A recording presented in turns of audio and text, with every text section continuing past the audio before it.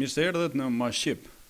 Në episodin e kaluar publikuam video skandalin brenda qelisë së burgut të Durrësit, ku personazhe të njohur të botës së krimit si Lulzim Berisha, Islam Kasa, i njohur si Mitralozi apo Fehmi Mziu dhe persona të tjerë në atë qeli, po festonin me alkool, telefona në duar dhe duke kënduar këngë dashurie, vuajtje e lot. Një paradoks që personat që kanë bërë vrasje të shijojnë ritmet e këngëtarit Jeti me vuajtje, lot dhe mallëngjim.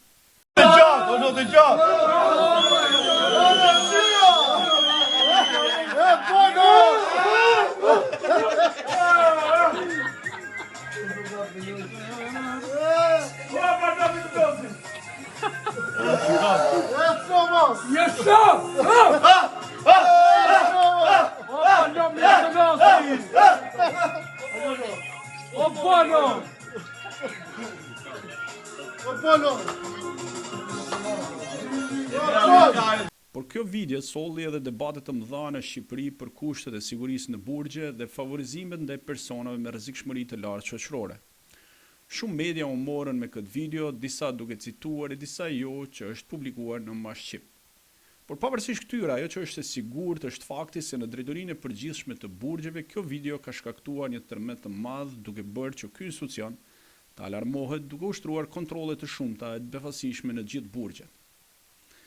Zyrtarisht që nga publikimi i video skandalit, burgjet kanë njoftuar se janë kontrolluar e sekuestruar shumë telefona me dhjetra të tillë, qoftë në burgun e Durrësit, në Peqin, në Fier, në Drenov, apo edhe në burgun e Shënkollit. Vetëm në burgun e Durrësit dhe në burgjet e tjera gjatë kontrollit, sipas të dhënave zyrtare nga burgjet, thonë se janë gjetur mbi 35 aparat telefoni që nga publikimi i videos. Por të gjitha këto që janë gjetur, çuditërisht, që janë gjithë sende të paligjshme, ishin dhe u desh publikimi në Mashqip që të kontrolloheshin. E nuk i vë faj ndoshta drejtorit përgjithshëm të burgjeve, pasi sapo ka ardhur në detyrë, ndoshta edhe është ende në fillimet e tij për të vendosur atë qetësinë që duhet. Por drejtori i policisë burgjeve që aty ka qenë, pse nuk veproi? Nuk e dinte apo nuk donte? Kjo është një pyetje e madhe që si ka mundësi që ky drejtor policie edhe pse kishte informacione nuk vepronte. Kush e ndaloi? E për gjithë këto reagime, neglizhencën dhe mënyrën si po vazhdon sistemi i sigurisë në burgje, do të flasim me kolegun tim Elton Qyno, me të cilin do të diskutojmë dhe publikojmë edhe materiale për eskortat që futen në burgje. Thon troç në Mashqip, femra të njohur të rrjeteve sociale, showbizit që hynë brenda burgjeve për takime speciale me dënuarit e personazhe të njohur të botës së krimit. Edhe pse ligji dhe rregulloria thotë qartë që duhet të jesh i martuar për të bërë takime speciale me dënuarit, është shpikur një rregullore e re, e miratuar nga burgjet dhe me ndërhyrjen e vetë burgosërve kuptohet, duke mjaftuar me një deklaratë notariale sikur bashkëton me personin në fjalë për të hyrë në këtë takim special. Por edhe këtu, jo me emrin e tyre, por me emër fiktiv, duke falsifikuar aktet notariale nga noterët, të cilët rezultojnë se janë vetëm disa emra noterësh që bëjnë këto veprime. Kështu që për të gjitha këto që do të flasim, së bashku me Elton Qynon në vazhdim. Qyno, faleminderit për kohën dhe që gjete për të bashkëbiseduar bashkë. Faleminderit Amor. Faleminderit dhe suksese për të dritare diskutimi që keni hapur. Në fakt, ne para ca kohësh ishim bashkë edhe me Tan Hoxhën, por bashkë veten vetëm bashkë e kemi sot. Kështu që faleminderit. Ju kam ndjekur. Jo vetëm unë, por edhe tjerë. Pa diskutim që po. Elton, si të duk, ke ndonjë koment për këtë video skandalin të cilin e publikuam javën e kaluar? Në fakt, qysh javën e kaluar kur ndoqa intervistën me kolegun tim Artan Hoxha, pa diskutim pas edhe pamjet filmike që ju transmetuat dhe që sigurisht ndjeva një lloj xhelozie si thua, sepse në fakt në vend që atë video ta kishim publikuar ne, na bëre një ditë apo na bëre një konkurrencë të denjë nga Shtetet e Bashkuara të Amerikës dhe pikërisht botove një video që shpërthevi dhe bëri skup. Për videosh ke publikuar ndryshme bur, mos harrojmë që ishte tema që nxorre, sidomos rastet e eskortave në përburgje, kështu që dakord, por unë po të them atë çfarë ndjeva fillimisht nga ana profesionale, pastaja se çfarë mund të krijoje në mendje nga pamje filmike që shfaqeshin një sër të burgosuris dhe të dënuaris apo qoftë të paraburgosur, sigurisht që t'jepte një shije të hidhur, një shije që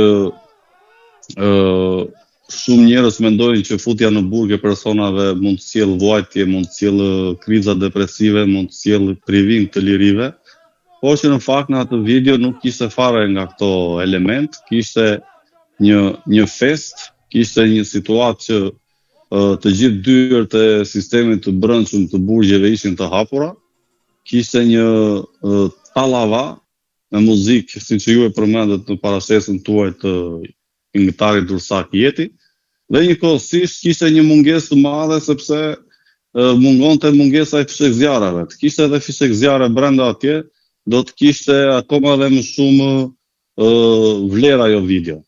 Pa diskutim, mund duket si kjo që them, mund duket si gjë që po bëj ironi apo po bëj humor, por që në fakt vërtet ishte një video që tregonte shumë mbi sistemin e brendshëm të burgjeve, sepse ju e dini shumë mirë se si funksionojnë burgjet, ka sistem të jashtëm, njëkohësisht ka dhe sistem të brendshëm. Në fakt, ka polici që edhe mediat ose edhe kolegët në Shqipëri, por edhe vetë mendojnë që kjo është modeli se si trajtohen të fortët brenda burgjeve apo të personat që kanë financa të mëdha?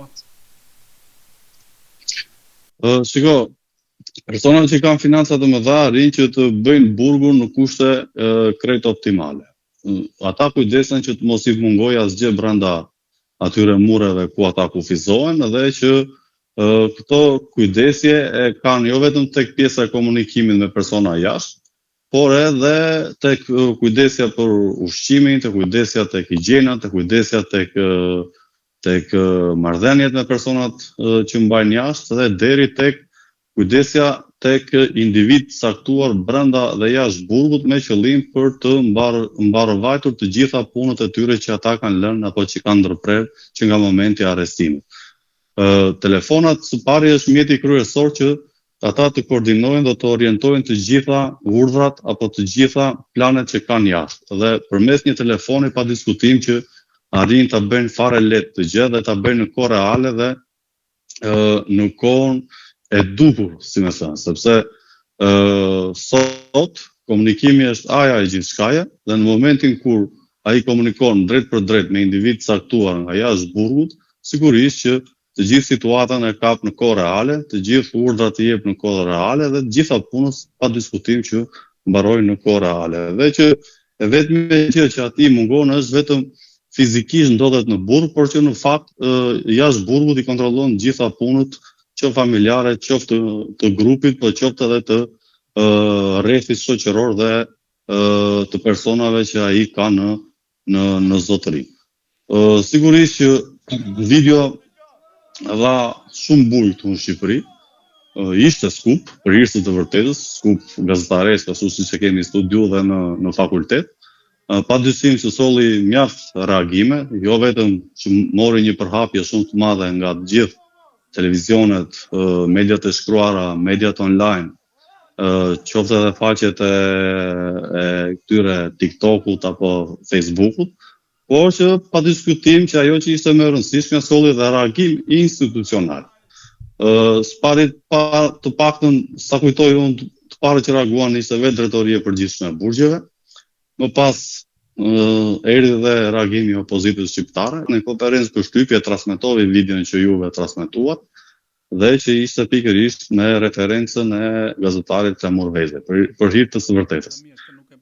Mbase se keni vënë re juve, por që realiteti është ky që po ju them unë. Sigurisht që pati dhe një sër... Ti e përmende pak, ata janë shumë të pashqetësuar nga asgjë. Domethënë, dyert e thellë pak më lart që ishin të hapura. Në qeli janë diku rreth 14 persona, 3 telefona duken hapur që dukshëm, të tjerë mund të kenë apo të fshehur apo të folur, nuk diej. Dhe duke ato veprimet e njërit për atyre në cep, siç e shef edhe vetë ti, që është ato shenjat e përdorimit të lëndëve narkotike. Pra, një institucion i sigurisë të jenë kaq të lirshëm, ti the mungoni vetëm fshek zjarret në fakt. Po, pakën vetëm ai detaj mungonte. Të ishin dhe fishek zjarret do kishte bërë akoma dhe më tepër bujë, mbase mund të ndiqnin edhe vetë burgun, por që aty s'mungonte asgjë, mungonte që nga çakmakët, mungonin që nga cigaret, mungonin që nga alkooli, mungonin thash. Ishin që të gjitha, pra ishin çakmakët, ishin alkooli, ishin jeti, ishte telefonat, ishin të gjithë telefonat ishin hapur me kamera dhe flisin me persona jashtë ose me persona të tjerë që ndodheshin në qelitë të ndryshme, ishin dyer të hapur sepse në një regjim të brendshëm të burgjeve, paktën ka një orar që hapen dyert për qëllime aerosje, por ka një orar që mbyllen dyert edhe më pas vijohet situata normale brenda sistemit të brendshëm të burgjeve. Ne kemi parë reagimin e drejtorisë përgjithshme të burgjeve që ka marrë masa me kontrolle, por ende nuk kemi parë dhe nuk kemi konstatuar, aq më tepër nuk na është thënë që është marrë masa për drejtuesit e burgut të Durrësit, është marrë masa për shefin e sigurisë. Është marrë masa për shefin e sigurisë së brendshëm të burgut. Ne do ta sepse komentojmë edhe deklaratën e tyre, me thënë drejtën e tonë. Patjetër.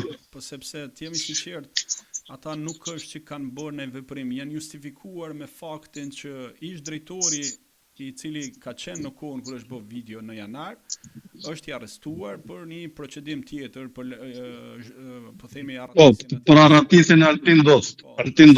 Shefi i personelit, shefi i sigurisë brendshme edhe ai është i proceduar, thonë, për shkak se nuk ka njoftuar qendrën. Por unë do ta diskutoj pak më poshtë këtë pjesën e përgjegjësive, sepse ka marrë një njoftim të zbetë sot që në lidhje me çfarë masash është marrë, por ajo që unë edhe desha pak ta komentonim bashkë është lidhje me ose më bëri përshtypje muzika shumë melankolike, të fortët që i prek zemër Jeti, këngëtari i vjetër nga Durrësi që dikur i këndonte edhe Mercedesit. Pra ishte një pak një nonsens të shohësh dikë që akuzohet për disa vrasje, të ketë një këngë, po themi, melankolike, loti, vuajtje, dashurie. Domethënë është edhe ana e butë e tyre, përveç asaj se çfarë kanë krye. Ky është një detaj që kapet brenda videos, sepse video është goxha e gjatë për një material gazetarek dhe që mund të jepen shumë detaje dhe që padyshim që ju e keni kapur të pjesë, por që kjo është në shijet e tyre dhe nuk mund t'i ndryshosh shijet tjerëve. Nëse juve mund të keni shije që mund të dëgjoni këngë muzikë me çifteli edhe me lahutën e Malësisë apo të Kosovës, sigurisht që këta dëgjojnë jetin e Durrësit, sepse në fundit edhe në qytetin e Durrësit ishte dhe që pa diskutim, një pjesë e tyre më e madhe ishin durrësake dhe sigurisht që kujtonin kohët e vjetra kur ishin në liri me sa duket dhe kishin vënë dhe këngën jetë. Këngën e jetës. Që është e njëjta situatë në gjitha burgjet, ndaj sepse përmend pak diçka më lart, po a mendon që është e njëjta situatë për gjithë njerëzit e privilegjuar nëpër burgje? Shiko, ju e flamur keni qenë në Shqipëri dhe keni raportuar mjaft për situatën e brendshme të burgjeve. E njihni shumë mirë sistemin e burgut dhe që për më tepër njihni pikërisht problemet, jo vetëm të mira që ofrohen brenda në burg, por pjesën më të madhe të problemeve që janë. Burgjet përgjithsisht kanë pasur probleme sepse është një realitet krejt ndryshe. Nëse jashtë është një qytetërim tjetër, sigurisht që kur hyn në burg është një qytetërim tjetër, rregullat janë të tjera, komandojnë të fortët, ka një drejtor burgu, pastaj ka dhe një drejtor të burgosuris, dhe që pa diskutim është ky që kontrollon pjesën më të madhe të burgosurve, është ky që ndan edhe bukën edhe pjatën, është ky që urdhëron se kush duhet të mbajë telefon dhe kush duhet të mbajë drogën, kush duhet të mbajë sendet e tjera të palejueshme, deri edhe tek rakia te kazani i rakisë që zjerin atje, por që sigurisht që kemi pasaj edhe një pjesë tjetër të burgosurve që shkojnë tek pjata e komandës, si e thonë, te pjata e burgut, dhe që hanë vetëm atë supën e lëngut, se sa ka groshin brenda. Padyshim që burgjet përgjithsisht kanë pasur probleme që nga koha kur edhe vetë ju e kujtoni kur është përgjuar me sa kujtoj vllai i Rusmailit, që ka dhënë dorëheqjen. Pra që është përgjuar presidentin në mos gaboj. Më pas vim me raste aratisjesh, më pas vim me raste vrasjes brenda në burg. Më pas vim me raste që shpesh i kemi diskutuar të futjes së femrave dhe pjesës më të madhe të mbajtjes së aparateve të telefonit. Shumë të dënuar VIP janë penalizuar pikërisht nga mbajtja e telefonit, sepse në fund të fundit mbajtja e telefonit është edhe një vepër penale brenda në burg dhe nuk është vetëm thyerje e rregullorës së brendshme të burgut, sepse mbajtja e telefoni cilësohet si futje e sendeve të palejueshme dhe kjo është një nga veprat penale të kodit penal dhe që dënohet. Dhe kjo pastaj në fund përmbledhet që me faktin që kur bëhet ai relacioni përfundimtar i vajtjes dënimit, kur kërkon një i dënuar uljen e dënimit apo lirimin e tij me kusht, padyshim që kjo është një nga minuset që shënohet në dosje nëse ti ke mbajtur telefon, sepse në fundit e nuk je rehabilituar, por ke kryer një vepër penale gjatë kohës së vajtjes së dënimit. Pra më kupton çfarë dua të them. A janë burgjet kryetët juve në këtë gjendje që pam të video? Përdesa e pam videon brenda në burg, sigurisht që ajo është gjendje. Nuk mund ta themi dot që s'janë burgjet ashtu. Sepse ne pam vetëm një video tek pjesa e paraburgimit Durrësit. Por nëse do të shfaqet një video në paraburgimin e Fierit, që ju besoj i dini, padyshim që do jetë akoma dhe më e rëndë. Por nëse do të kemi edhe video të tjera në paraburgimin e burgut të Reçit në Shkodër, sigurisht do të kemi akoma edhe situata më të rëndë. Edhe njëkohësisht nëse të kemi video të burgut Drenovës, padyshim që thua se e njëjta situatë. Dhe ajo video i tha të gjitha. Një grup të dënuarish për vepra të rënda kriminale mblidhen dhe bëjnë ata haheng në sy të policëve të brendshëm, në sy të administratës. Sigurisht që nuk mund të jemi ne tash në gjendje që të përcaktojmë ky e ka fajin apo ky drejtor që iku dhe ky drejtor që erdhi. Merremi pak sepse edhe ky drejtor edhe ky drejtor që erdhi në momentin kur ka dalë videoja apo kur kanë filluar që të bëhen edhe transferimet, ky gati 15 ditë apo 20 ditë që ishte në detyrë. Pra kemi një situatë që të mbartur. Dhe unë do të thoja diçka që ta mbyllja këtë pjesë në kësaj pyetje, që ne vim nga një vit që kemi kaluar vitin zgjedhor të zgjedhjeve elektorale. Dhe sa herë që ka zgjedhje elektorale, sidomos zgjedhjet parlamentare në Shqipëri, këtu situata e shërbimeve, situata e kontrolleve zbrehet flamur. E kur them zbrehem e kam kuptimin që këtu lirohet totalisht dhe bëni çfarë duni, silluni si duni, vetëm na votoni, bravo, vetëm na votoni dhe ne jemi në rregull, juve jeni në rregull, edhe gjithçka është okay. Në fakt do ta diskutojmë edhe pak më poshtë bashkë në lidhje me votat në burg, që në fakt që është një skandal tjetër, mendoj që duhet ta diskutojmë pak, sepse të jemi sinqert, këtu në Amerikë nuk lejohet personat arrestuar apo të burgosur të votojnë, sepse quhet privim i lirisë. Në momentin që ty të është privu liria me vendim gjykate, i dënuar apo i pa dënuar, ti je privuar sepse ke bënë një gjë të keqe, nuk ke drejtën e votës. Por në Shqipëri hyn ato historitë të tjera. Por para se dalim te kjo pjesë, po mendojmë që të bëjni kështu lidhje me deklaratë. Ajo është politik e vetë shtetit amerikan, sepse është nonsens që një i dënuar në Korçë dhe ti e transferon në Shkodër dhe ai voton deputetin e Shkodrës në burgun e Reçit. Se çfarë lidhje ka ai me shërbime që mund t'i vinë nesër pas nesër nga politika, nga vota e tij, s'ka as edhe një lidhje. Por kjo është politika e shtetit shqiptar dhe sepse historikisht e kanë shfrytzuar burgjet. Burgjet kanë qenë.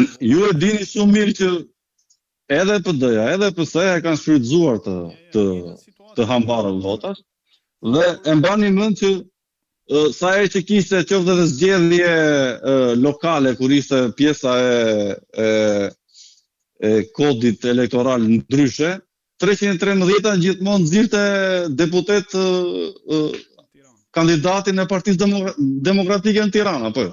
Sa herë që bëhesin zgjedhje, pikërisht deputeti i PD-s në zonën e 313-s zgjidheshe X apo Y që ishte kandidat në atë zonë. Kush është drejtori i burgut, votat shkojnë nga cilës parti janon drejtori. Kjo historikisht dihet në Shqipëri. Bravo. Unë doja të komentoni pak deklaratën që e bën direkt të burgjet në momentin që u pasqyrua videoja në fakt. të bëj një koment pak në lidhje me këtë toni, nëse është. Ideja është i ata thonë, po atë natë reaguan direkt në deklaratë, domethënë natën që bën publikimin e ora 6 me orën Shqipëri, ata bën një njoftim përshtyp për mediat, duke thënë mes tjerash. Në lidhje me videon e publikuar në rrjetet sociale, nga gazetari Flamur Veze, sqarojmë si vjen thonë. Përveç se faleminderit, së pari falenderojmë gazetarin për informacionin e bërë publik dhe inkurajojmë çdo qytetar për gazetar denoncojë për këto akte të paligjshme për shkelje të cenimit të sigurisë. Domethënë janë të zakonshme kjo. Së dyti thonë, sqarojmë se personat e shfaqur në video janë identifikuar nga strukturat tona dhe rezulton se një pjesë e tyre janë liruar ose transferuar përpara muajit janar. Në fakt, video është bërë pas muajit janar dhe nuk rezulton që nga ajo çfarë është bërë video, që është bërë me datën 2-3 janar, nuk është që personat janë liru para kësaj datës, janë liru pas kësaj datës, pra ka një pasaktësi ndoshta të ajo se çfarë i kanë dhënë informacionin, sepse 2 nga ato edhe mund të jenë të liruar, po 12 të tjera, çfarë ka ndodhur? Që mendoj që kjo është një gjë e diskutueshme. Gjithashtu, që menjëherë pas qarkullimit videos, është njoftuar shërbimi i kontrollit brendshëm sistemit burgjeve dhe ka nisur procedura për hetim të plotë. Hetim përfshin gjithë personat e identifikuar në video si dhe verifikimin e plotë të zinxhirit komandues për JVP Durrësin me qëllim përcaktimin e përgjegjësive në çdo nivel. Paralelisht strukturat e Durrësit vjen kontrolle intensive me qëllim identifikimin e plotë dhe përgjegjësinë e fillimit çështje penale për personat të përfshirë. Ku jemi të përgjithësit në fakt? Nga informacionet që kam, edhe unë e diskutohem pak, e thash pak më herët, ideja është që këta mundohen të ja faturojnë e para njerë që ka ndodhur në janar, e thonë, domethënë me idenë që ka qenë drejtor tjetër aty në krye të këtij institucionit. E dyta, edhe sot e kësaj dite janë marrë gjasme non masa administrative të cilat janë pezulluar për shkak se personat ose janë të shkarkuar ose janë të nënhetim për rastin e Ndocit që e përmene pak më parë. Pra, e thonë që ne përgjithësinë jemi në pending, në pritje, se sa do presin, si do funksionojnë, ndërsa personat në fjalë i kemi çuar në ndjekje penale. Në fakt, drejtori i përgjithshëm i policisë Burgjeve aty ka qenë. Informacionet ai kishte ai për çfarë ndodhte në Burgje. Kjo mbetet për tu pa, arsyetimi i faktit që kisha duar të lidhura, nuk e di sa qëndron. Por ata thonë edhe një tjetër toni, në pjesën e deklaratës thonë, situata aktuale nuk është ajo që paraqitet në video. Pra është e njëjta skemë që kur ndodh diçka në Shqipëri, që mundohen të thonë që shiko, nuk është ashtu siç duket, po është kështu siç themi ne. Në një farë mënyre, thonë që nuk është kështu siç duket, por aman nga kontrollet që janë ushtruar, janë gjetë 30 aparate telefoni. Pra nuk është 30 ka gjetë ata. Janë gjetë 30 telefona. Tani pyetja është kur gjen 30 telefona, pyetja është ore mirë 30 i gjete, po sa të ke gjetur? Apo? Se mund të ketë edhe të tjerëve si ke gjetur. Po pra po, edhe nuk ke gjetur të tjerë, se janë fshehur dhe të tjerë, edhe sa janë realisht brenda. Tani sigurisht që kur doli video unë fillova të pyes për ç'është e vërteta dhe nuk mund të them me saktësi në çfarë date është bërë, por më konfirmuan që në fakt është një person i besuar i zonës që i njeh ato njerëz aty po rreth, dhe ai më thotë që është bërë në fillim të janarit. Unë të njëjtën prizëm informacioni kam që është bërë rreth fundit të dhjetorit 2025 dhe fillimi i janarit 2026.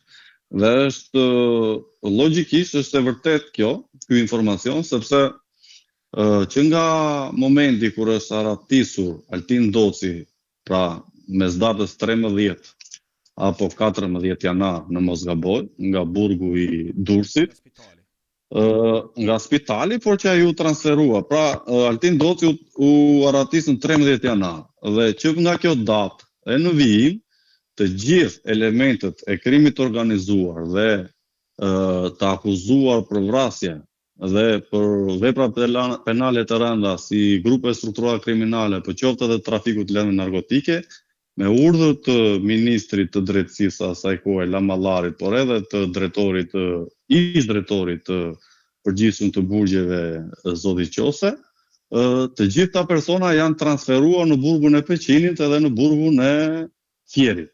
Dhe në këto kushte këta nuk kanë pasur qoftë dhe kohën, po qoftë edhe fizikisht nuk kanë qenë mundësisht për të mbledhur bashkë edhe për të testuar në atë lloj mënyre. Prandaj dhe informacionet vinë që dhe janë që është kryer mes fundit të dhjetorit dhe fillimit janarit. Kur dhe ka qenë dhe periudha e festë dhe kur ka qenë. Tani ai ka shkuar, çështja e drejta Lulzim Berisha ka shkuar fillimisht në Peqin dhe më pas është transferuar sërish pas uljes së situatës dhe skandalit të arratisjes së bujshme të Altin Docit, është transferuar sërish në burgun e Durrësit dhe përveç se është transferuar në burgun e Durrësit, për disa ditë ka dalë nga ky burg dhe është izoluar pikërisht tek dhoma, diku te 5 apo 6 ditë është tek dhoma e Spitalit Infektiv të Durrësit, e cila është një dhomë e ngritur posaçërisht pikërisht për të dënuarit apo për të paraburgosurit e këtij burgu, me qëllim kur kanë anomali mjekësore duhet të shkojnë atje, por që në fakt kjo dhomë është pikërisht në jurisdiksionin e burgut të Durrësit. Është pikërisht ajo dhoma që nxorri dhe Berisha Vangjush Dakon me një person tjetër të shtrirë në një krevat dopjo. Tyre në fakt. E kanë mobiluar jo si një dhomë mjekësore, po si një dhomë që mund të dyshosh për shumë gjëra.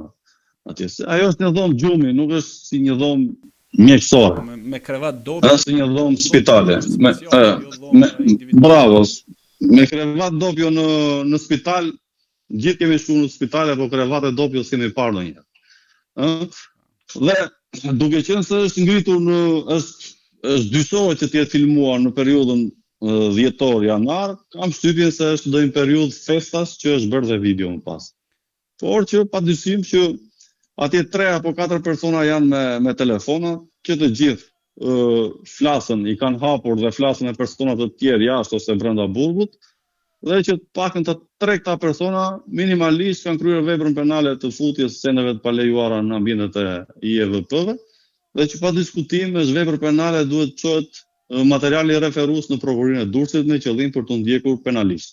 Pra përveç procedimit që kanë, procedimin për ndjekje penale në fakt të gjithë personat të shfaqën, por nëse e kanë dërguar, po interesohemi dhe po e shikojmë, por se sa do ta çojnë, nëse e kanë çuar do çohet ajo, s'ka ku të shkojë.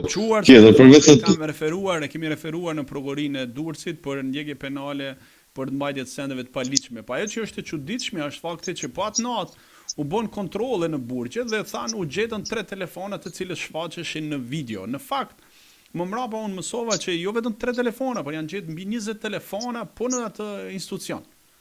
Dhe drejtoria e burgjeve thotë që ne nuk tolerojmë asnjë shkelje, rastet do të trajtohen në mënyrë konkrete, përgjegjësia individuale, ndjekja penale. Pra mesazhi është i qartë për tyre që do të biten pa kompromis, por çfarë? Shiko, telefonat janë të njëjtë dhe realisht një nga telefonat që policia e burgjeve arriti të kapë ngjasonte shumë me telefonin e bardhë që Lulzim Berisha e mbante në duar. Tani telefonat thuajse janë të njëjtë, nga një telefon të njëjtë e përdorën shumë persona, për shembull një A35 e përdor. Nuk është vetë Lulzim Berisha. Puna është që nëse ai e ka marrë përsipër dhe nuk është Lulzim Berisha, këtë e përcakton dhe një ekspertizë kibernetike që mund t'i bëhet nga ana e prokurorisë telefonit dhe që nëse dalin komunikime të Lulzim Berishës atje dhe foto, video që ky i paraburgosur i ka kryer me persona të tjera apo që dhe privatisht, padyshim që autorësia e mbajtjes të këtij telefoni apo që të ketë biseda me familjar të tij apo që dhe me antar të grupit të tij, padyshim që krijohet dyshim i arsyeshëm dhe logjik që ky telefon është përdorur pikërisht nga Lulzim Berisha, aq më tepër që ai dukshte që edhe filmonte si operator televizioni aty, gjithë shfaqjen dhe kërcimin që bënin personat e tjerë. Por që këtë tashmë e merr prokuroria dhe heton në mënyrë të himtësishme se kush kishte autorsinë e telefonave pavarësisht se kush edhe shfaqet dhe i ka përdorur në atë video.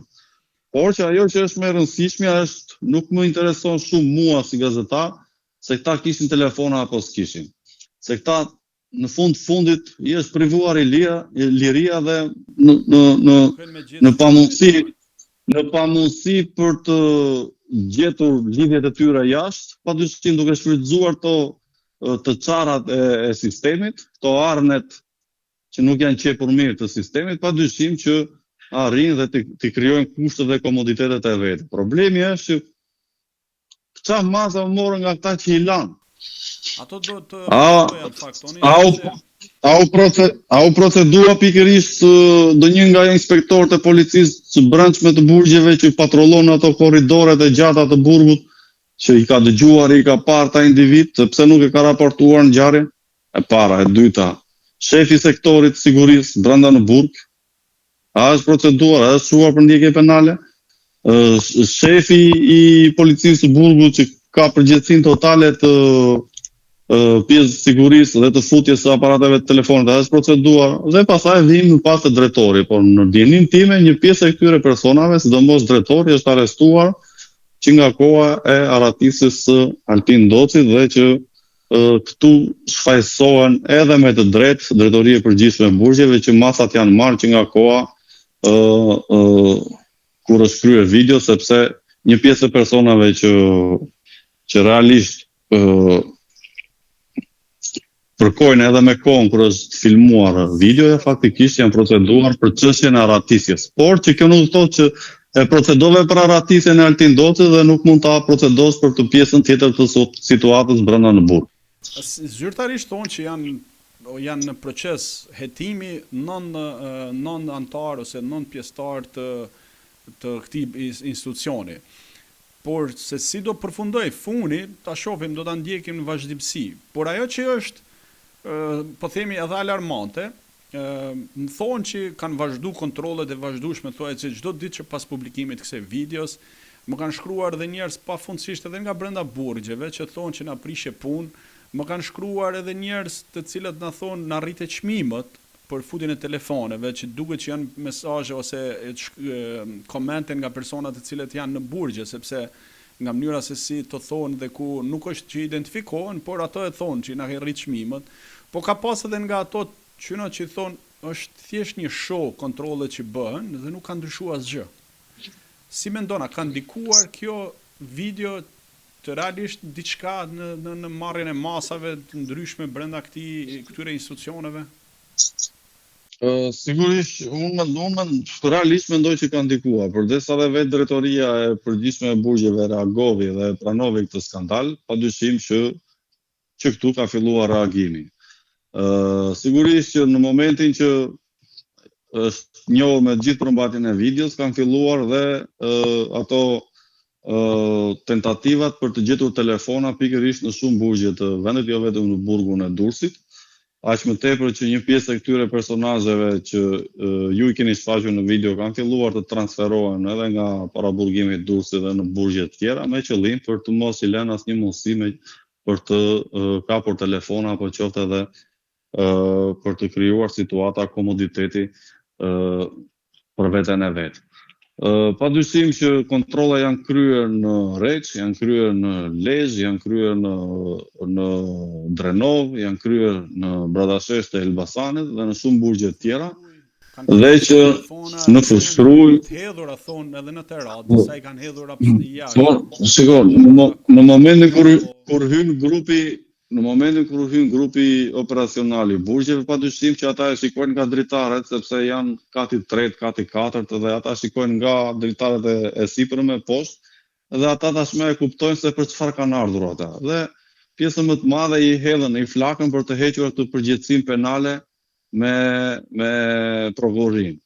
Dhe aq më tepër mos i shënohet në dosjen e vajtjes së dënimit pikërisht një masë disiplinore, siç është kjo që ju përmenda në fillim, që kur të vi puna te kërkesat për lirimit me kusht para gjykatës, mos jetë një masë vërejtje disiplinore, por të jenë në rregull. Dhe për t'i shmangur sa ata i flakën. Kështu ka bërë edhe Laer Taxhiu, Anterio Kalosi në Drenov të Korçës, kur ju kontrolluan qelitë dhe u sekuestruan vetëm disa karikus. Po aty ku ka karikus telefoni, mos kujto se atë karikusën ata e mbajnë për të lidhur ose kufje, për të lidhur lipset e atletët, për ta përdorur si lipse atletët. Sigurisht që e mbajnë për të karikuar dhe ti gjen karikuesin dhe nuk gjen telefonin, sepse telefoni ose është kthyer ose është flakur nga dritarja.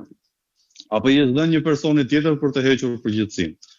Por që të shkosh në përburgje dhe të thua që unë kam sekuestruar apo kam kapur antena televizori, kjo nuk më duket normale. Apo të thua që kam kapur Sistemin e antivalve në fakt. Edhe fatkeqësisht të gjithë Po dakord, pra po antena tani antena nuk është mjet i ndaluar.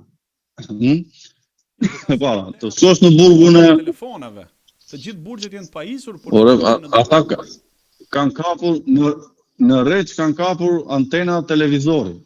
Tash s'mund të shkosh si të kapësh antena televizorit. Nuk mund të shkosh në burgun e grave në Pojskë të Pogradecit dhe thosh kemi kapur 5 fibrator. Kujt i bën dëm fibratorit tani? Po shroj një pyetje. Jetës njerëziu, çfarë? Po se sa sendet ndaluar, sepse ka një rregullore dhe që përcakton se kush janë sendet e ndaluara.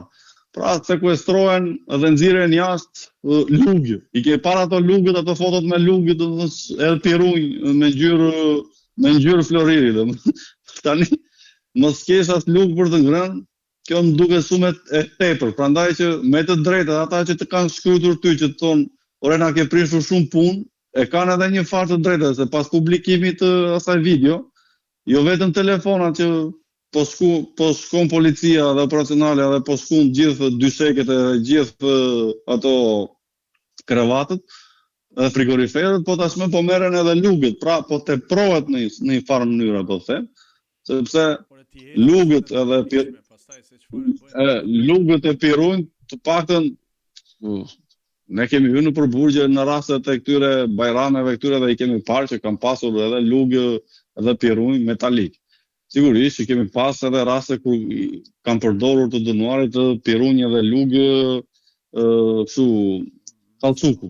Pra, por apo sendet tjera për shembull që sekuestrohen disa mjete prerëse që janë si thika të vogla që në pjesën më të madhe të dënuarit i përdoren për të pastruar patatet, ose kastravecës ose po pastaj ata mund ta përdorin për shumë gjëra të tjera, por që në pjesën më të madhe ato thikat e vogla si mini bisturi ata i përdoren më tepër për pastrimin e patateve.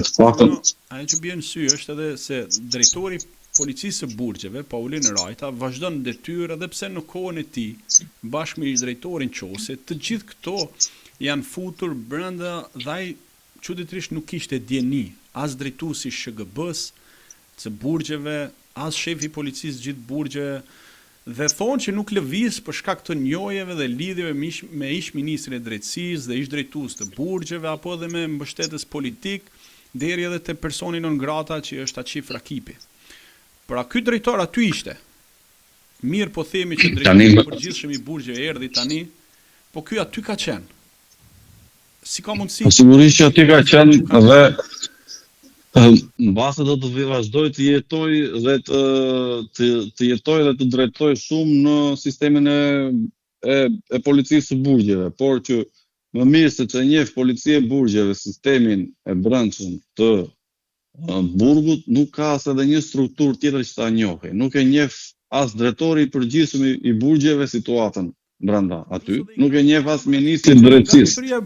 Sepse kamerat e institucionit aty Ata përveç se kamerave, ata kanë skuadrat operacionale dhe përveç se skuadrat operacionale kanë edhe skuadra, si thosh, përgjimi me qëllim për të marrë informacione dhe për të vjel informacion në kohën e duhur.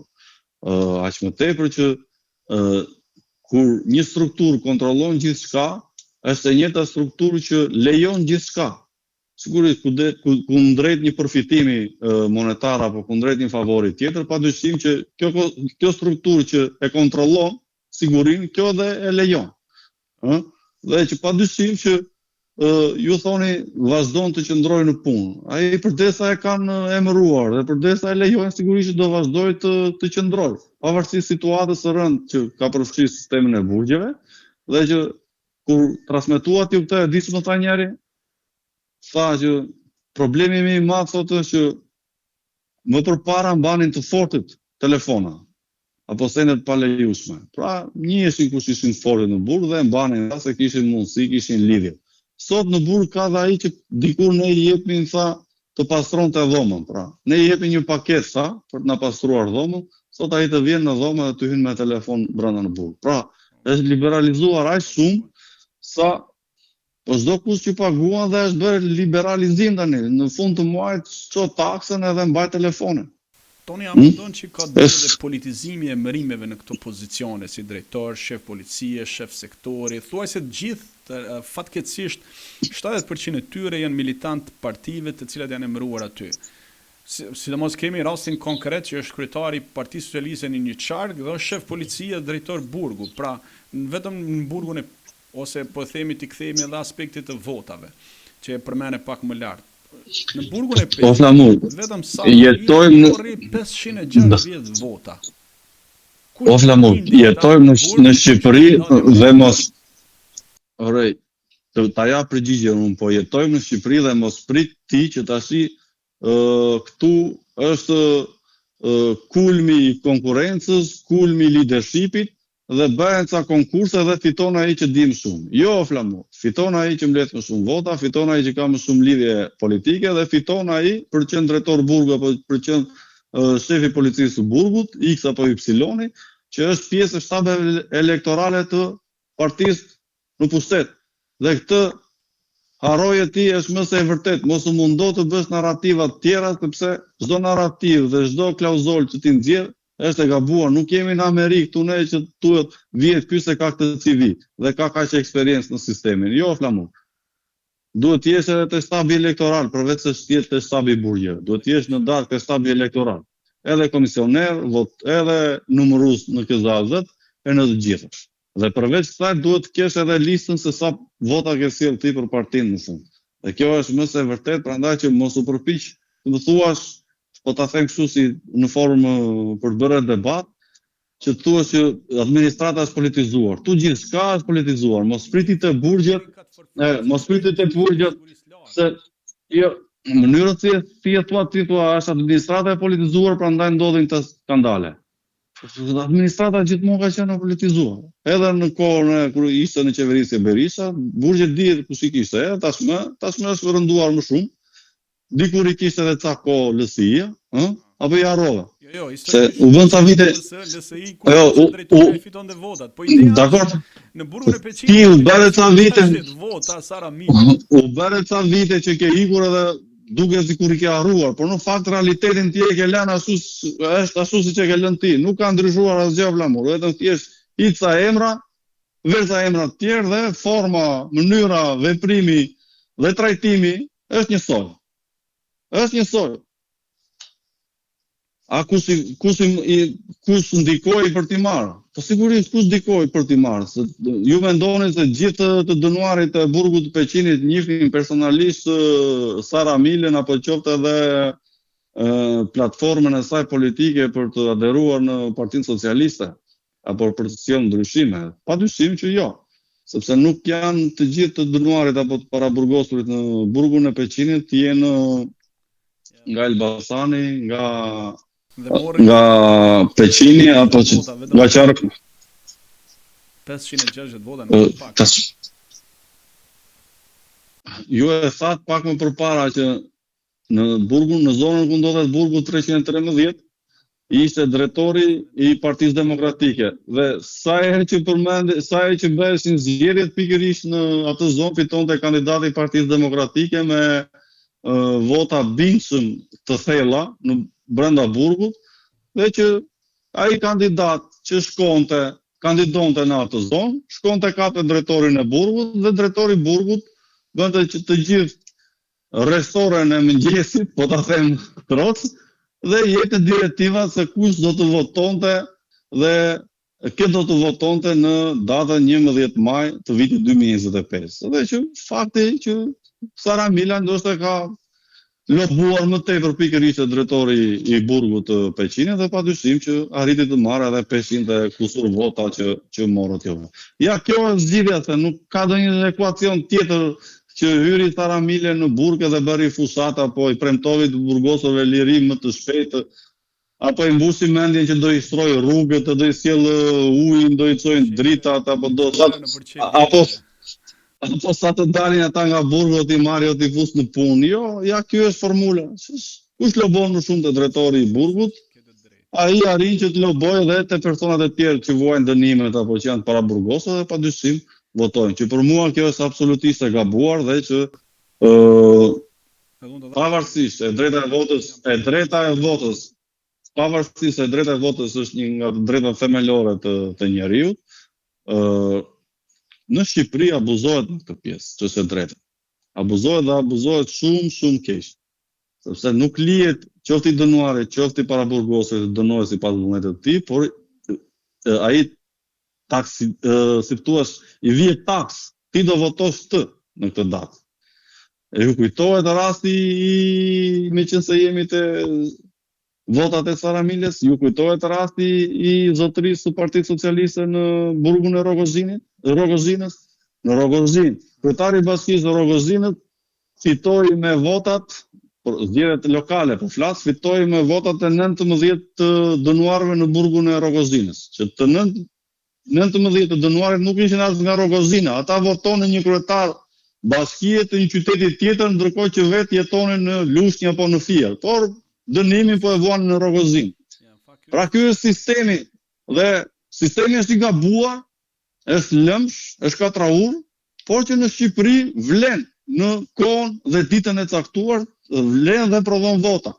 Ata votuan 19, me 19 vota doli kryetar bashkiaj, edhe pse u kontestua shumë fort në komisionin qendror të zgjedhjeve, komisioni vendosi ripërsëritjen e zgjedhjeve në bashkinë e Rogozhinës, dhe pas 19 votash dhe pas ripërsëritjes së zgjedhjeve, Flamur fitoi 1900 vota plus ai. Pra, nga 19 që fitoi herën e parë, herën e dytë doli me 1900.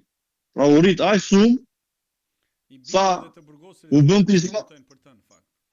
Jo, u bën pismak atë vëdës që bën kundërsime në KQZ. E vërtet fakt. Po, Toni, sipas informacioneve që më vijnë para se të kalojmë në diskutime për eskortat në burgje, thuhet se kushtet në disa burgje në fakt janë katastrofë. Ka mbi popullim, ndërsa statistikat thonë që nga 1927 persona janë që vuajnë dënimin, ndërsa 2388, 390 janë persona që kanë në paraburgim.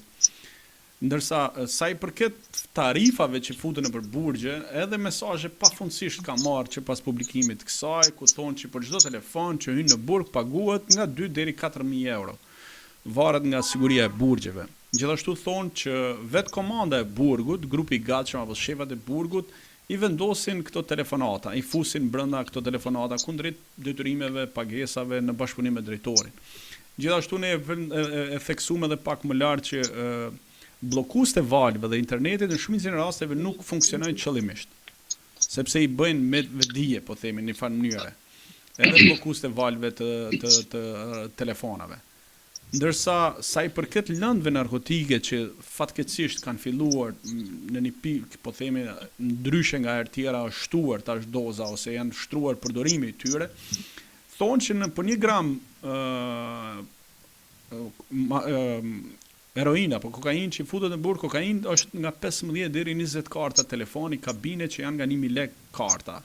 Pra diku të 15 deri 20000 lekë të reja i bie për 1 gram kokainë, ndërsa për një cigara shash deri 30000 lekë ose 3 karta telefoni, që pagesat sipas atyre që më shkruajnë janë se bëhen me familjarët tek shefat e policisë, ja shefat e sektorit, dhe më pas ata konvertohen në karta apo shpërndahen informacione mes tyre. Por përveç këtyre çmimeve që është skandaloze, po themi, edhe mënyra se si funksionojnë që vazhdon prej vitesh, nuk është që tani u publikova unë këtë video dhe u zbulua kjo gjë. Ti e the edhe pak më para që ky sistem ka vazhdu. Por ajo që është shqetësuese është edhe fakti që ka raste që edhe nga përdorimi i lëndëve narkotike kanë gjetë vdekjen brenda në burg dhe nuk kanë jetim të mirëfillt. Nuk e di, Toni, besoj ti ke ndjek ka pas të tilla pafundësisht besoj. Po dyshim që i kam ndjekur, po e nis në pjesën e dytë, se thatë që Në burgje ka sistem bllokimi valësh përmes aparaturave elektronike dhe është e vërtet, pjesa më e madhe e burgjeve janë të pajisura me këtë, por që fatkeqësisht një pjesë e këtyre pajisjeve kanë dalë jashtë përdorimit dhe kërkojnë shërbim.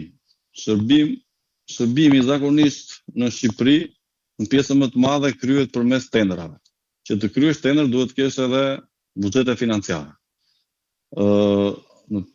Në shumë raste, Drejtoria e Përgjithshme të Burgjeve nuk ka pasur buxhetin potencial për të kryer shërbime në këto pajisje dhe që padyshim që këto pajisje kur dalin jashtë ai radari shpërndarjes së valve apo bllokimit të valve kundër dronave, kundër aparateve telefonit, ato në momentin që dalën jashtë shërbimit nuk prodhojnë as edhe një gjë pavarësisht se është kutia e shpërndarjes aty. Dhe që duke mos i bërë servici duhur këtyre pajisjeve, padyshim që ato janë jashtë funksionit dhe që nuk bëjnë as edhe një rol përveç se janë të instaluara fizikisht aty. Është njësoj si ato kamerat që i ketë instaluara në mure, por nuk ke atë DVR-n. Dhe këto janë të instaluara aty, por që nuk funksionojnë. Dhe kur nuk funksionojnë, padyshim që edhe telefonat marrën aksesimin e valve të antenave dhe që padyshim nuk sjellën as edhe një problem për komunikim. Unë kam qenë njerë dhe kam provuar në burgun e Rogozinës kur kam bërë një temë për një temë investigimi për lirimin e një personazhi të njohur të botës së krimit dhe jemi përpjekur bashkë me atë teknikun ton të televizionit Mirsalin të fusim dronin në një lartësi shumë të lartë në burgun e Fushkruajs dhe shkonte deri në një vi lartësie dhe prap nuk arrinte që të merrte komanda nga leva poshtë komanduese dhe për të hyrë në hapësirën ajrore të burgut, sepse sistemi i valve kundër dronit ishte shumë i fortë dhe që nuk arrinte të depërtonte. Pra, droni shkonte në lartësi dhe nuk hynte pikërisht në zonën ajrore të burgut, qoftë edhe për filmuar dhe jo më pasaj për të hedhur, si thua, sende të paligjshme, gjëra, droge, fika e çfarë nuk hedhen. Dhe atje funksiononte, realisht, po këtu po flasëm për vitin 2020-2021 që e kam provuar. Dhe rastet ku nuk funksionojnë, pasaj nuk kanë as edhe një shërbim. E kemi provuar në burgun e Kosovës të Lushnjës, hynte e dilte droni nga gjitha anët e hapësirës qiellore. Po ashtu edhe në Rogozin. Në Peqin nuk kam testuar gjë, por që në to 3 burgje që i kemi provuar, padyshim që 2 ishin jashtë sistemit, ndërsa Fushkruaja ishte okay.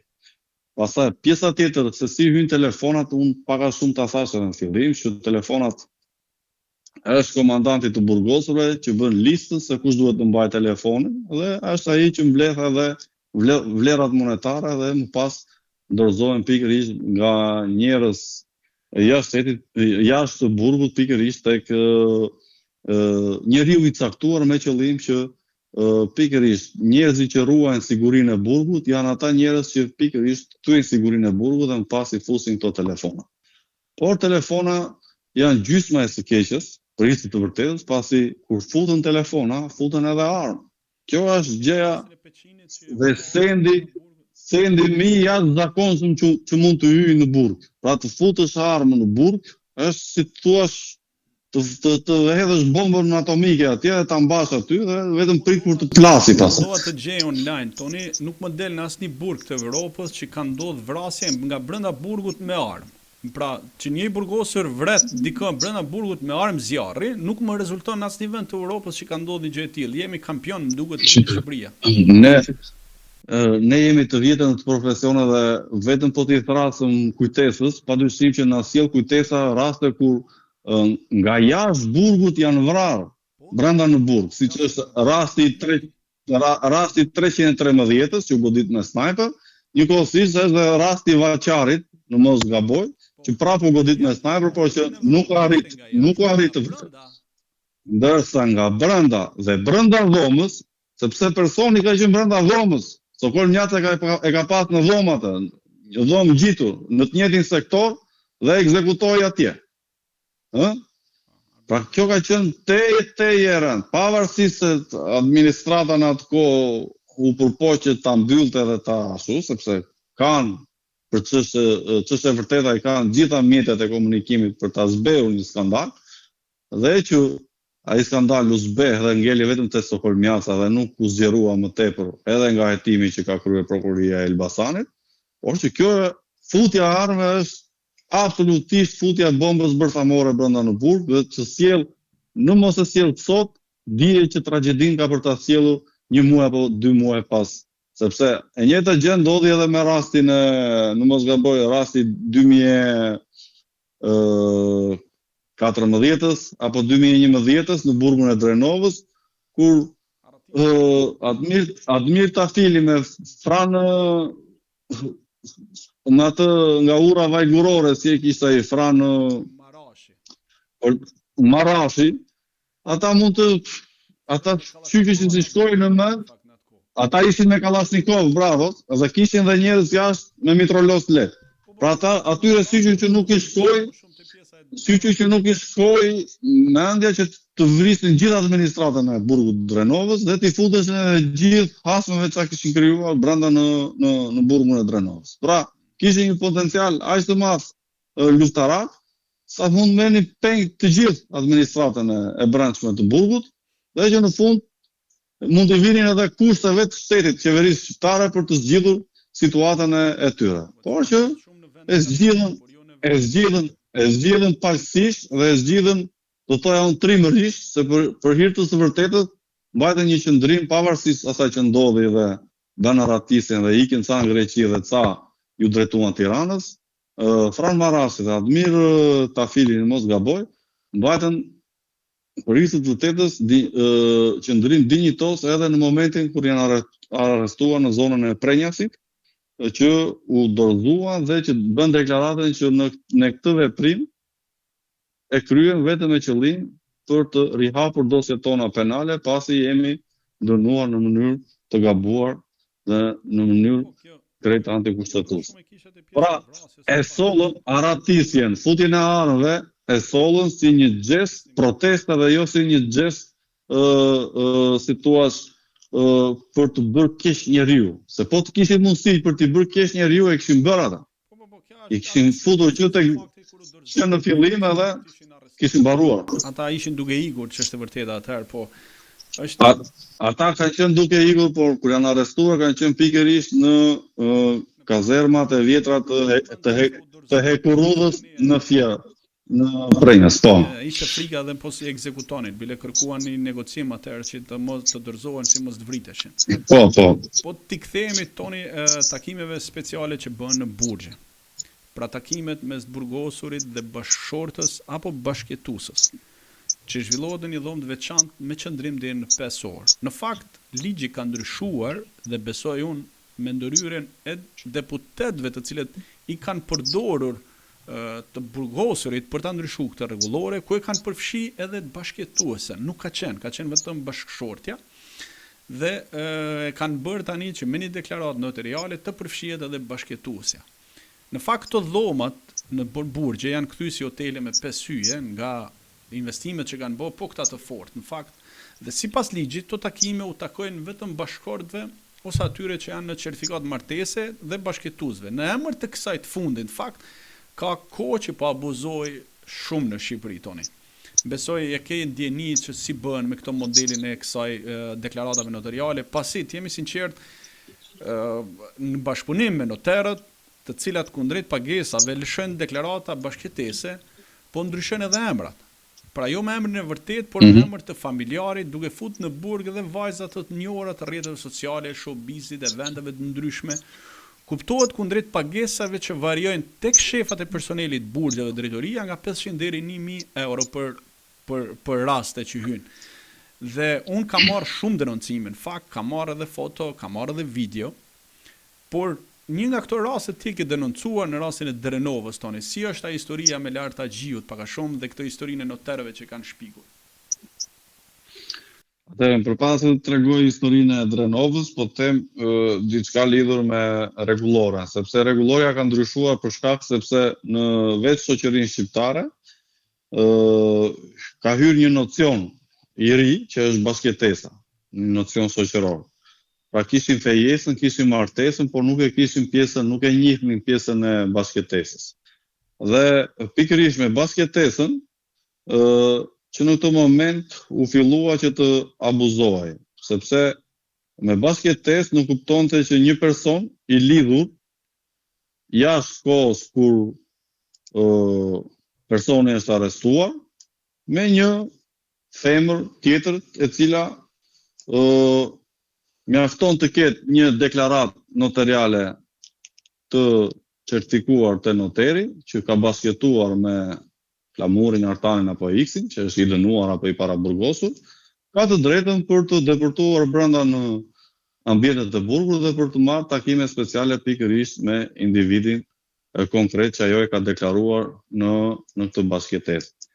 Kur themi basketesë, futen edhe letrat e qeras së shtëpisë se ku apo të pronës se ku këta kanë basketuar. Pra, dosja i kërkon disa letra, nuk është thjesht një fjalë goje që shiko, unë kam basketuar. Kërkohet një kontratë qeraje dhe kërkohet edhe pastaj kontrata tjetër e deklarimit të basketesës. Dhe që në të moment pastaj e kërkon noteri. Dhe pasi merren letrat e noteri, i dorëzohen me letra. Me ligj e kërkon noteri, sepse kur thua kam basketuar, po ku ke basketuar, ma vërteto. Dhe ti ja vërteton përmes një kontrate shtëpie që X ose Y-ja e bën me ty pikërisht tek shtëpia jote. Kështu bëhen letrat, paktën në Shqipëri dhe më pas i çohen drejtorisë së burgut, ku vuan dënimin ose ku qëndroni para burgosërit dhe më pas krijohet mundësia për të marrë takime speciale. Të njëjtën gjë ka bërë edhe rasti i Drenovës, që ishte modelja kosovare Ziza Pajaziti. Faktikisht ajo letrat janë bërë fillimisht për një të dënuar tjetër, i dënuar me burgim përjeqën. Ajo ka hyrë për të takuar një me mbiemër Kurti, Aleksandr Kurti në mos gaboj, dhe në fakt kur pamjet filmike kanë treguar pikërisht Laher Taxhiun që ka hyrë në dhomën speciale. Dhe pasi kanë qëndruar së bashku disa minuta, kjo individe ka dalë dhe është larguar. Mirë po kur u bë pastaj çështja publike, aty filloi një reprezalje ndaj drejtorit të burgut Drenovës, i cili u pezullua dhe më pas u shkarkua dhe më tej drejtoria e përgjithshme e burgjeve i bëri dhe kallëzim penal në prokurinë e Korçës për akuzën e shpërdorimit detyrës, dhe u pezullua shefi i policisë burgut dhe shefi i sektorit, në mos gaboja shefi juridik, diçka e tillë, i burgut të Drenovës. Por pasi filluan hetimet, atëherë filluan edhe mënyra se si u ta zgjidhnin këtë situatë të ngërsh ligjor që kishin bërë me Ziza Pajazitin edhe me Laher Taxhiun. Disa muaj më vonë shfaqet sërish Ziza Pajaziti dhe dorëzon në drejtorinë e burgut Drenovës pikërisht kontratën notariale të qeras se ku ja ka jetuar me Laher Taxhiun gjatë kohës kur ky person ishte i lirë apo ishte në Arati. Dhe një kohësisht dorëzon dhe deklaratën notariale që kjo ka basketuar me të individ dhe që absolutisht pastaj deklarate i linte e drejta për të zhvilluar takime. Tani, çështja është akoma në hetim dhe që deri në këto momente të paktën edhe nga deklaratat e notariale që është bërë dukshëm ka një qasje për ta çuar drejt mbylljes dosjen penale, duke mos u prekur askush, sepse në fundit nuk ka dëme anësore dhe shëndetësore, por qoftë dhe morale shteti shqiptar dhe burgu i Drenovës, dhe që të vetmi që janë gëzuar dhe që janë pajtuar në këtë histori janë pikërisht edhe oficerët që ndjekin rastin, por që edhe pasi morën deklaratën Kjo erdhi ky gëzim dhe kjo lumturi erdhi pasi morën dhe deklaratën notariale të Ziza Pajaziti dhe që shumë shpejt ajo kërkohet që të merret në pyetje në prokurinë e Korçës, por që nuk është gjetur një adresë e saktë për ta lokalizuar dhe për ta marrë. Bravo, nuk gjendesh tek ajo adresë banimi në Tiranë dhe në këto kushte ka ngelur hetimi si thua pezull. Kjo është rezumeja për sa i përket rastit. Ndërsa për sa i përket mënyrës tjetër, se ju përmendët fejesën, basketesën edhe martesën, që është dhe një mënyrë tjetër flamur që ju se përmendët, që futja e vajzave të reja VIP apo jo VIP që ju e përmendët, pikërisht përmes autorizimeve të avokatëve, duke hyrë si asistente avokate. Ju dini shumë mirë që një pjesë të anëtarëve të grupeve kriminale mbajnë avokat jo një, po 2 e 3 me qëllim për të marrë kontakte të vazhdueshme me persona të ndryshëm. Dhe një pjesë dhe një teknik dhe një teknik ligjore për të deportuar brenda në burg dhe në dhoma speciale të femrave është pikërisht autorizimi i avokatit të vetë personit të arrestuar të një vajze, të cilën e pajisin fillimisht me licencë avokatie, dhe më pas i jepet autorizimi nga vetë avokati kryesor për të marrë takime me të dënuarin ose me të paraburgosurin, dhe që kjo është kërkohet takime speciale, bëhet takime në dhomën e burgut, me dhomën e avokatit, ku bëhet takimet me klientin. Tani duke qenë që furnizohen nga burgu, aja ta dërgon të dytë në ambientet speciale. Problemi është sa të kalos traun, pastaj po kalove traun hyre brenda nuk merret në njëri me ty. Harroje këtë pjesë. Në momentin që ti ka përceve, pastaj hyre në një realitet tjetër, ta thash që në fillim të intervistës, burgjet janë një realitet tjetër me realitetin e jashtëm që jetojmë ne. Është realitet tjetër ai. Shoqëror pastaj. Nga një raport që kam siguru Toni, edhe nga informacionet e brendshme të shërbimit brendshëm të burgjeve dhe nga informacioni i një hetimi që është bërë, rezulton që gjatë muajit qershor dhe korrik dhe maj të vitit kaluar në burgje ka pasur një fluks të madh me këto deklarata notariale, duke hyrë në takime me VIP-at e burgut edhe VIP-at e showbizit, si në Drenov, Peqin, në Fier, në Reç, Fushkruj, pra gjithë burgjet e sigurisë lartë. Nga informacionet që kam, drejtoria e përgjithshme e burgjeve tashmë po heton atë dosje që pse nuk është vënë në lëvizje për t'i dhënë drejtim ose për t'a dërguar në institucionin e prokurorisë. Është mbledhur me gjithë fotografitë e kamerave të sigurisë të burgut dhe janë bërë disa krahasime dhe rezulton që noterët në disa raste kanë gënjur për identitetin e personit, ose janë gënjur noterët me pa vedije, ose janë gënjur me vedije kundrejt pagesave. Rastet konkrete janë pafundësisht disa, që unë kam arrit të siguroj edhe nga informacionet e brendshme të burgjeve, por edhe nga personat të ndryshëm cilët kanë dërguar foto dhe video me personazhe të ndryshëm. Mes tyre është takimet e Safet Bajrit me një personazh të botës reality shows që ka marrë pjesë në një emision televiziv në burgun e Reçit me inicialet RR. Dhe jo vetëm.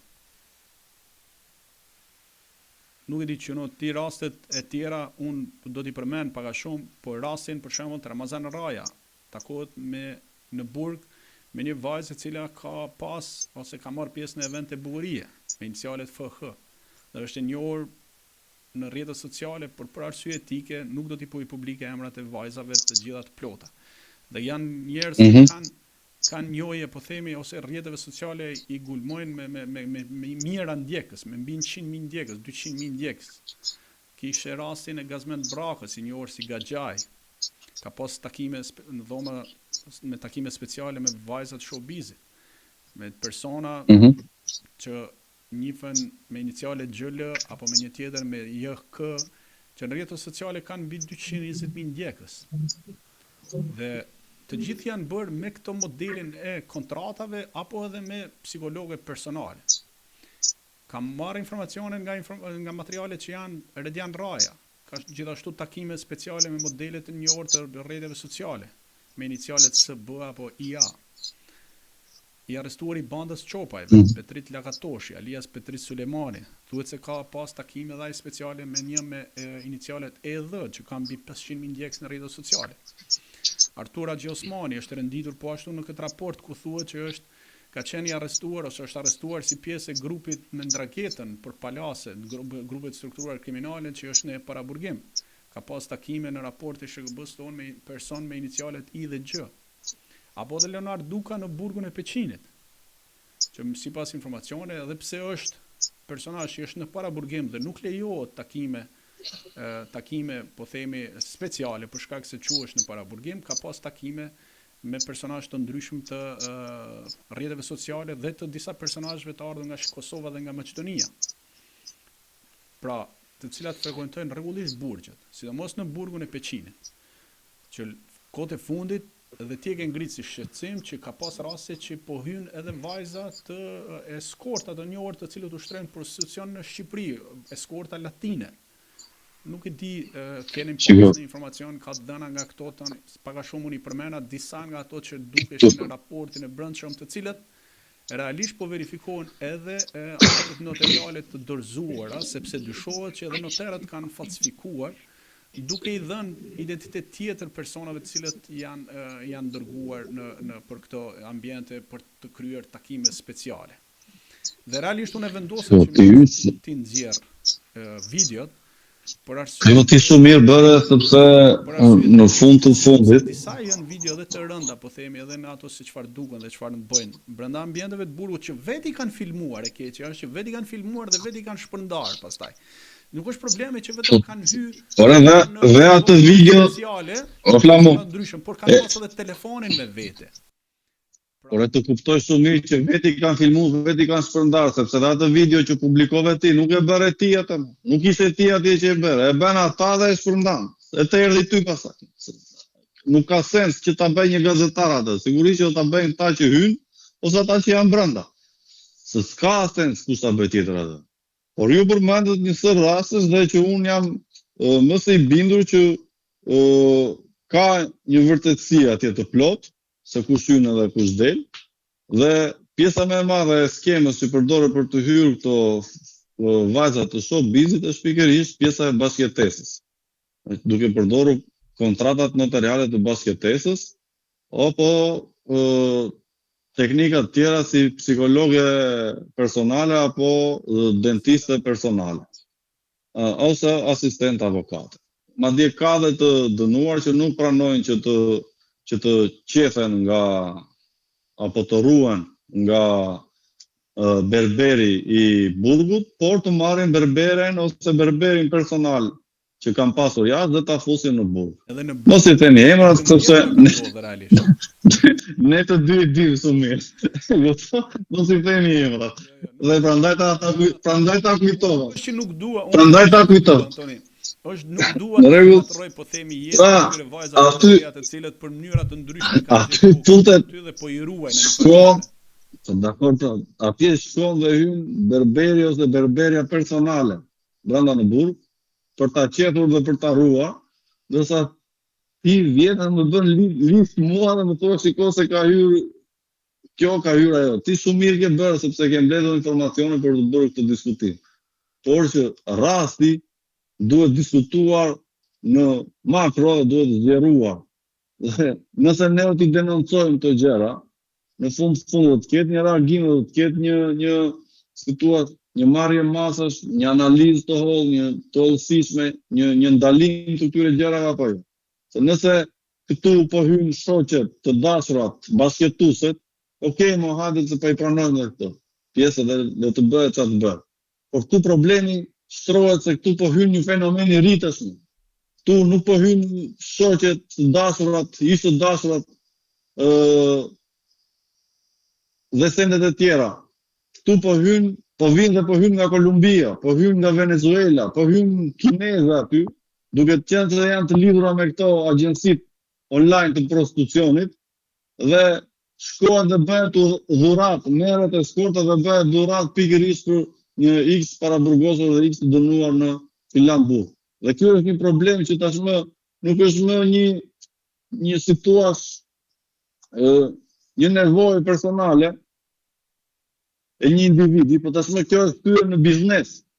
Dhe është kthyer një biznes mjaft fitimprurës, ku kanë hyrë në lojë dhe agjensitë online që ekspozojnë këto eskorta, dhe më pas persona që kanë mundësi financiare dhe mundësi të tjera, padyshim që i paguajnë këto eskorta, bëjnë disa letra me qëllim për të hyrë të. Po edhe të kësoj, ke nga Venezuela dhe nga Kolumbia që hyn brenda në burgje.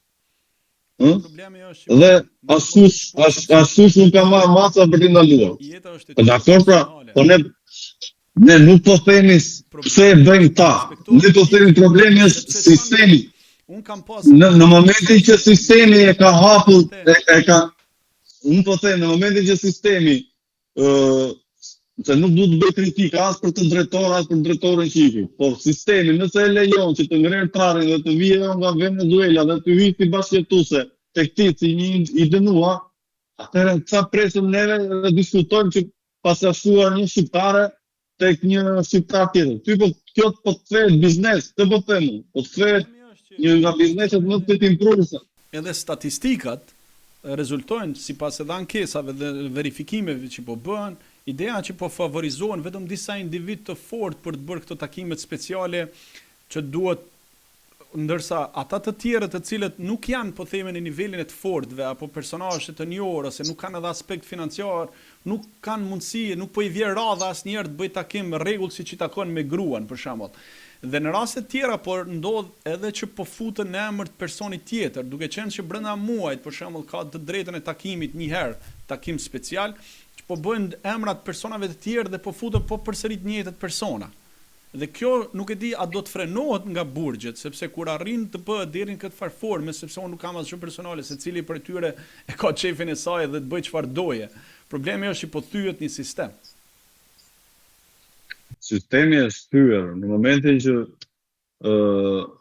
brenda në burgje që janë dhe burgje të sigurisë të lartë, po qoftë dhe burgje të sigurisë zakonshme, të cilët kanë një vit kuqe sigurie dhe një perimetër mjaft fort kontrolli, padyshim që në momentin kur hyn individ të ndryshëm, qoftë dhe femra që s'kan as edhe një lidhje me jetën familjare, por qoftë dhe jetën personale të individit të dënuar apo të paraburgosur, padyshim që sistemi është thyer. Dhe aq më tepër kur mbi këto raste vendosen edhe rastet e futjes së armëve dhe sendeve të tjera që janë armë zjarri, padyshim që sistemi pastaj nuk më të them që ka rënë, por që është ndërlikuar shumë dhe që jeta brenda në burg nuk konsiderohet e sigurt për një individ, sepse ti vetë the që kam çekuar shumë për të gjetur një rast në Europë apo qoftë edhe në vende të tjera dhe nuk kam arritur që të gjej vrasje nga brenda burgut me armë zjarri. Në Greqi ndodhen shpesh vrasje në burg, ndodhen në burgje nga brenda burgut, po jo me armë zjarri. Rihen fizikisht me sende të forta, përdorin fika, por nuk kam dëgjuar që të jetë vrarë ndonjëri me pistolet apo qoftë edhe me kalashnikov. Tu vetëm në Shqipëri po thyem limitet e kësaj. Tu vritet i dënuari me armë zjarri brenda në qeli nga shoku i qelis dhe këtu vritet gjyqtari me armë zjarri brenda në sallën e gjykimit apo jep vendim. Ne po thyem rekorde olimpike në këtë pjesë. Në fakt, ajo që më rezulton tjetër, Toni, është edhe fakti që në burgje nuk lejohet kur një i burgosur, o i paraburgosur apo i dënuar, të jetë brenda në burgje të kryej ndërhyrje estetike. Qoftë edhe te dentisti jashtë burgut, për shkak se i kanë çdo institucion ka dentistët e vet. Por çfarë u provua gjatë vitit të kaluar, yri Ervin Saliani pa flok doli me flok. Ndërkohë ka njerëz të sëmurë të cilët nuk dërgohen për shërbime të caktuara jashtë, por ka disa individ që favorizohen. Pra deri në këtë pikë kemi arrit, pra një individ caktuar, qoftë edhe me mbështetje politike, i lejohet të bëjë edhe mbjellje flokësh, atij tjetrit i lejohet të bëjë edhe takime me eskortat latine, apo edhe me personazh të VIP duke ia bërë dhuratë për të shkuar, por kur kjo do ndalohet? E diskutuam pak më përpara që ai që ka mundësi arrin që të thuajë të gjithë pjesën e rregullave të ngritura nga vetë administrata e burgjit. Por them ai që ka mundësi, së pari janë mundësitë ekonomike, pastaj së dyti janë mundësitë me grupet, lidhjet e tij me grupe kriminale jashtë, dhe treta që është më e fortë pastaj lidhjet e tij me politikën.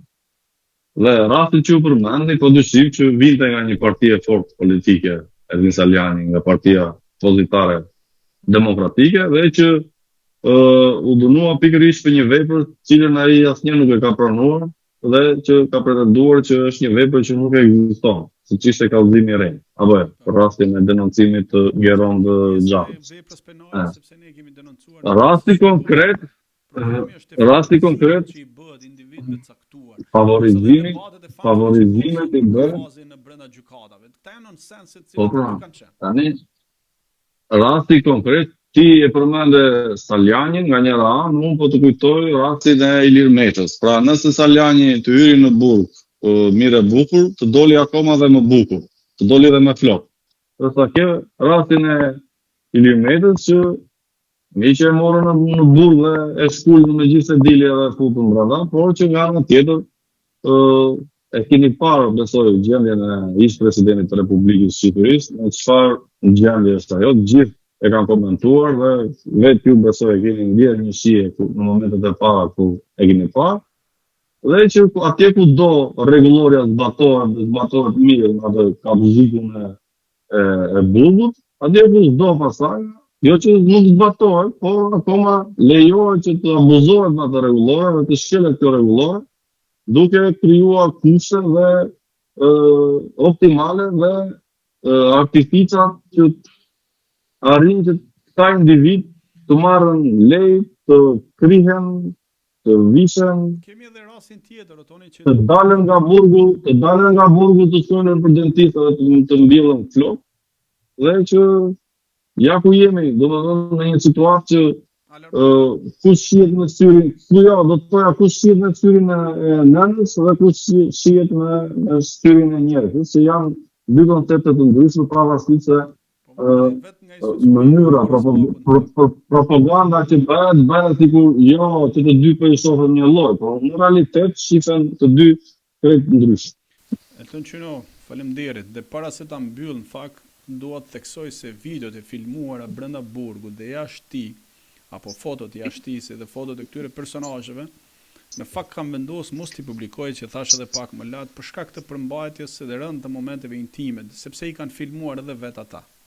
Por edhe për të mos shkaktuar të lashe në jetën personale këtyre vajzave të reja, të cilat e kanë bërë me zgjedhje, nuk i ka detyruar njeri për të shkuar atje.